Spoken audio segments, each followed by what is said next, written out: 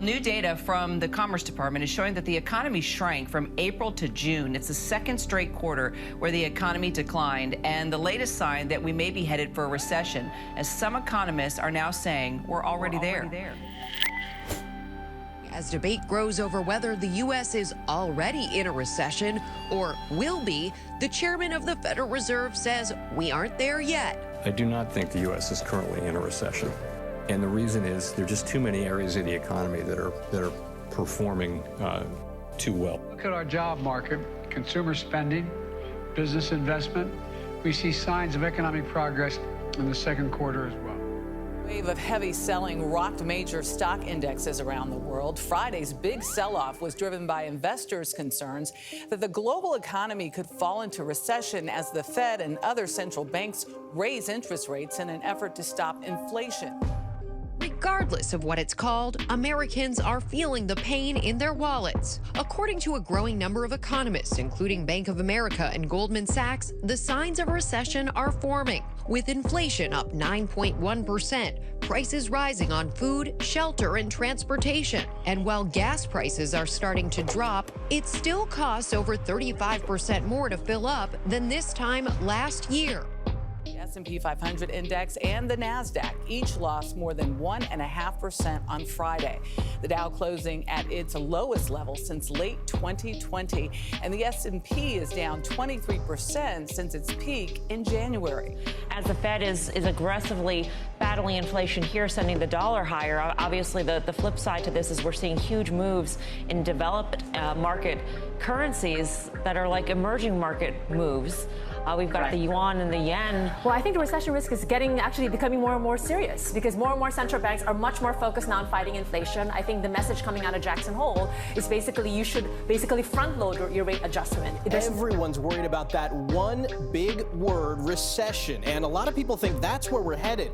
The interest rate hikes aimed at cutting inflation are having a ripple effect on the economy.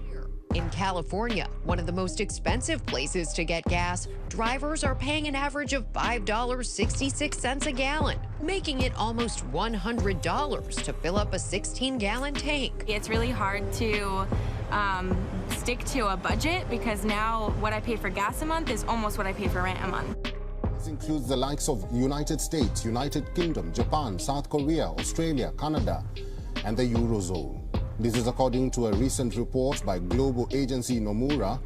It says a number of major economies will enter a recession within the next 1 year.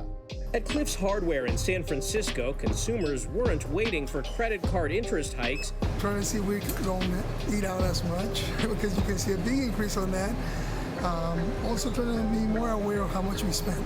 In all of this, at the White House, Press Secretary Karine Jean-Pierre addressed the economy yesterday. That is why we passed. That is why Democrats in Congress passed Inflation Reduction Act. By the way, no Republicans supported that. The U.S. has the strongest economy in the world. If the U.S. goes into recession, that means the entire global economy is in recession. And I think we're at a tipping point now. And the faster the Fed goes, the more pressure there is on the dollar, through the dollar, on other currencies. Right now, central banks have a single mandate. It is to get inflation down, but the tightening monetary policies could choke global growth, thus leading to a synchronized growth slowdown. Recession is technically defined as 2 consecutive quarters of declining economic output. There is no one reason for this, but this time rising interest rates, high inflation, negative consumer sentiment, and supply chain disruptions are aiding recession fears. What we've seen over the past year is food prices have shot up dramatically. The U.S. Department of Agriculture put out its food prices outlook for the year, and it noted a spike in food prices across the board. Most notable prices in meat, prices for beef and veal going up more than 16%, prices for poultry going up 12%, prices for things like fish and seafood going up 10%. A lot of restaurants are paying these same higher prices for different food, and as a result, in most cases, a lot of those costs go directly to the consumer, which means you're going to be paying more when you go to a restaurant. In fact, you could argue that we're already in a recession. So I think the Nomura report, is accurate, but I don't think it's even just an elevated risk of recession. I think, we're in one. I mean, the U.S., the biggest economy in the world, the Yeah, you'd be hard-pressed to find an area of the economy not being felt by these higher prices. I actually did a little digging recently, did a story for abcnews.com, and found that one area that's not feeling the impact of higher inflation, and people are going to say, really, is healthcare. As we've mentioned, Wall Street ended last week on a note of uncertainty, with the major averages all falling more than 2% on Friday. The NASDAQ, in fact, was down by almost 4%, and all of that came after the September jobs report, which spooked investors into thinking the Fed will stay aggressive on interest rates. Steve, I think there are a number of problems. One is the oil prices keep going up. You know, there are the problems in the bond market. As the short-term rates go up, then the bond market feels that, and then there are margin calls, so that all circles around. And we have overhanging the worry about growth, including in 2020. Millions of Americans are feeling the financial squeeze of runaway inflation, with prices rising at the fastest pace in 40 years. Government officials now looking for ways to ease some of that pain, but will it work?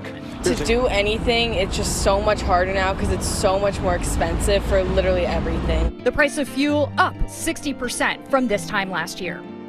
According to a Washington Post article, shelters across the country are reporting an increase in numbers of people looking for help. Rents are continuing to rise at the fastest pace in decades here. With inflation at the top of Americans' worry list, President Biden is blaming big oil, telling our Mary Bruce. So if you just base it what a barrel of oil costs in it should not be decided to make an exorbitant profit. So in addition to escalating rent, the cost of absolutely everything is going up for families: gas, groceries, childcare. And when you combine all of those things at once, families that we talk to describe just one little bit of bad luck or just the cumulative toll of such a high cost of living as making it so that for the first time in their lives, they might not have a roof over their head at the end of the day. Americans abruptly stopped driving as much and planes stopped flying as much. That demand plummeted, which caused refineries to lose billions of dollars and shut down as a result. And these refineries, in many cases, are permanently shut down. And these are people who, only recently are having to grapple with some of these questions about where to stay for the night. The problem, obviously, too, is that there isn't an expectation that rent is going to go down anytime soon, which is making all this uncertainty that much more painful for these families. And we do know that the biggest pressure on household budgets is because the biggest increases in prices are in categories that are necessities. Shelter, food, and energy have been the most consistent increases. The price of boneless chicken breast up almost 28%. A gallon of milk up more than 20%. And rent for a one-bedroom apartment is up 25.5% year on year. To be sure, the Biden administration is downplaying the possibility of recession, citing the strong U.S. labor market. But if business leaders lose confidence and hire less, that could make any potential slowdown even worse.